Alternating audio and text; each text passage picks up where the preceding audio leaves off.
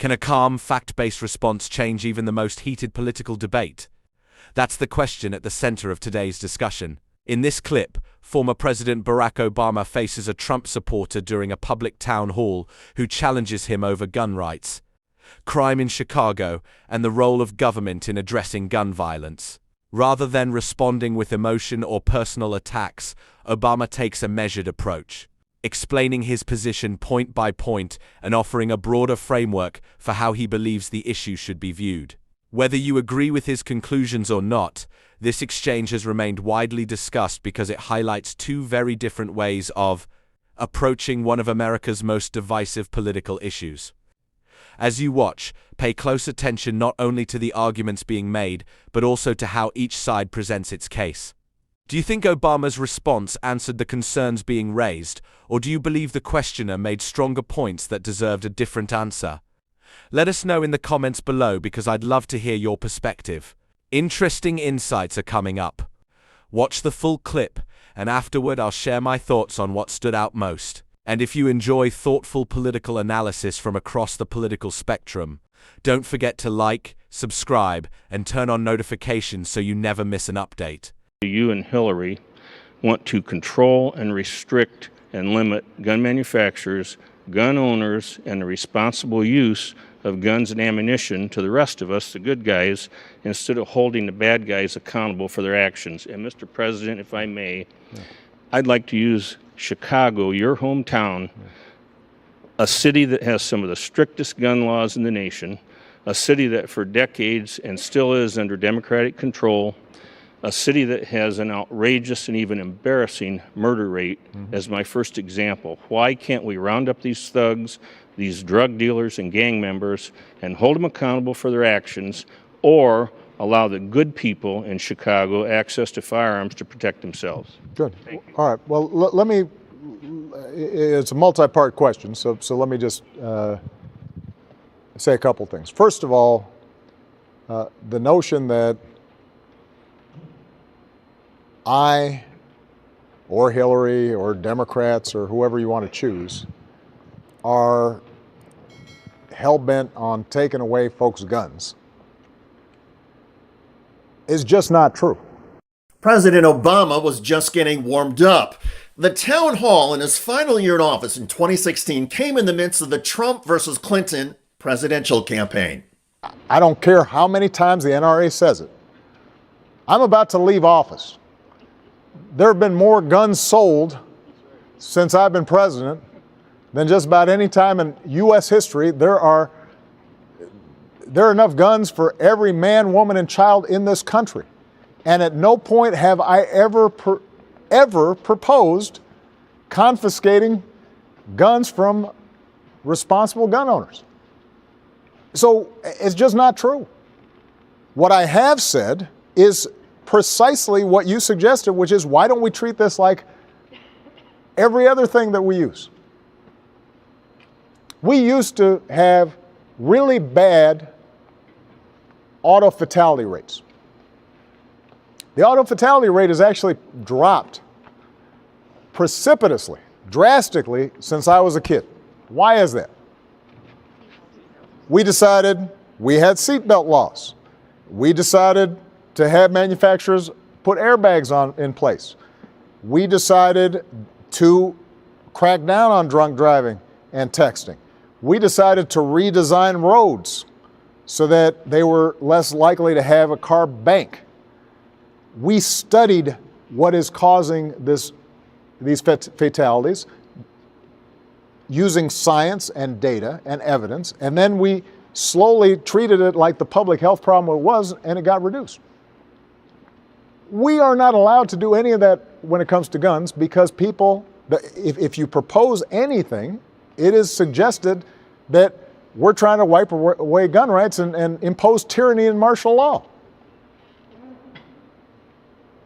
Do you know that Congress will not allow the Center for Disease Control to study gun violence? They're not allowed to study it because the notion is that by studying it the same way we do with traffic accidents, somehow that's going to lead to everybody's guns being confiscated. when we talked about background checks. If you buy a car, if you want to get a license, first of all, you got to get a license. You have to take a test. People have to know that you know how to drive. You don't have to do any of that with respect to buying a gun. And when we talked about doing effective background checks, it was resisted because the notion was we were going to take your guns away. I just came from a meeting today in the Situation Room in which I've got people who we know have been on ISIL websites, living here in the United States, U.S. citizens, and we're allowed to put them on the no-fly list when it comes to airlines. But because of the National Rifle Association, I cannot prohibit those people from buying a gun. This is somebody who is a known ISIL sympathizer, and if he wants to walk in to a gun store or a gun show right now and buy as many weapons as ammo as he can, nothing's prohibiting him from doing that, even though the FBI knows who that person is. So, sir, I just have to say respectfully that there is a way for us to have common sense gun laws. There is a way for us to make sure that lawful, responsible gun owners like yourself are able to use it for sporting, hunting, protecting yourself.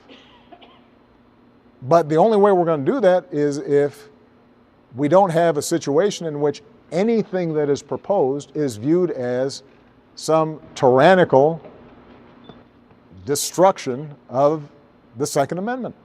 And that's how the issue too often gets framed. Did Obama win this exchange because of the facts he presented, or because of the way he structured his argument? That's the question I think deserves the most discussion. One of the strongest moments in this conversation was Obama's decision to step away from debating individual examples and instead focus on the broader principle behind his position. Rather than getting drawn into a lengthy argument over one city or one statistic, he explained how society regulates other potentially dangerous products and activities, arguing that public safety measures don't automatically eliminate personal freedoms. Another notable aspect was how he directly addressed the claim that Democrats intended to confiscate firearms. Instead of dismissing the concern outright, he challenged the idea using his record in office, encouraging viewers to judge his actions rather than political rhetoric. Whether viewers find that convincing will depend on their own perspective, but it was clearly one of the central themes of his response.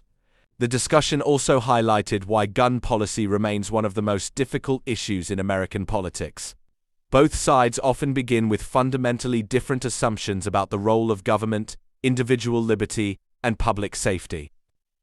When those starting points differ so dramatically, agreement becomes much harder to reach, even when everyone claims to share the same goal of reducing violence. Another important takeaway is the tone of the exchange. While the issue itself is highly emotional, Obama's response remained measured and methodical throughout. That approach allowed him to keep returning to his central argument without getting sidetracked by emotional exchanges. For many viewers, the style of communication can be just as influential as the substance of the argument itself. Ultimately, debates like this remind us that political conversations are rarely settled by a single exchange. They continue because they involve competing values as much as competing facts. That's why discussions surrounding gun rights and public safety remain among the most enduring debates in American public life. Now I'd like to hear from you. Which argument did you find more persuasive, and why? Did Obama effectively answer the concerns raised, or do you think key questions were left unresolved? Share your thoughts respectfully in the comments below. If you enjoyed this analysis, don't forget to like, subscribe, and turn on notifications so you never miss future discussions. Your support helps this channel continue bringing balanced political commentary and thoughtful analysis. Thanks for watching, and I'll see you in the next video.